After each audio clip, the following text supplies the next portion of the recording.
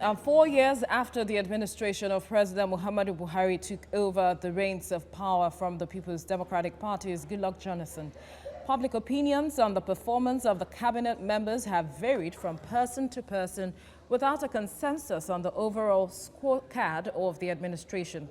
Political affairs analyst Olabode Osenie joins me now from London to speak on the president's scorecard. Thank you for joining us. Now, how would you evaluate the various ministries' performance to complement the efforts of this administration? Thank you very much for having me. Let me start by saying a typical way we address issues in Nigeria. When you cook a food, lovely food, and then you do not protect it, you allowed sand, 1 or 2 sands to go inside it, it will spoil the food. I'm not going to sit down here in the UK and pretend not to say the efforts made by the present administration, especially President Muhammadu Buhari, is not good enough. But because he surrounded himself by people who are trying to be lazy assistants, ministers, advisors, and so on and so forth, they're not helping him.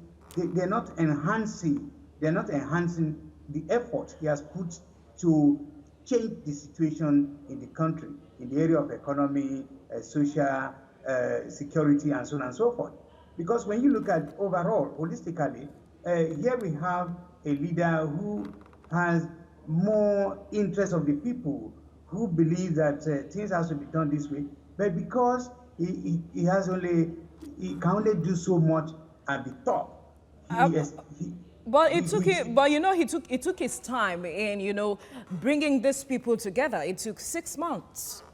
Yes, yeah. Again, that's what I'm saying. At the end of the day, the buck stopped at his desk. There's no way we're going to complete this discussion without apportioning blame to him that the way he handled it is the result of what we are getting. Because there's no governance anywhere in the whole universe without the people. You must be able to carry the people along. You must be able to look at the welfare of the people. You must be able to protect their interests in terms of property and security of their lives. But when you have a situation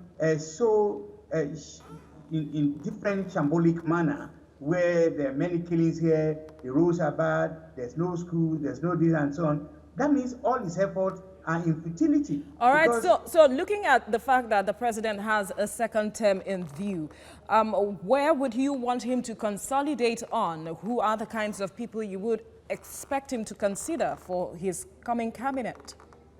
Yes, obviously, all what I've just said it will be the opposite of what he should be doing. The opposite would be look around. He now you see, he has the power, he has the authority, he has what it takes.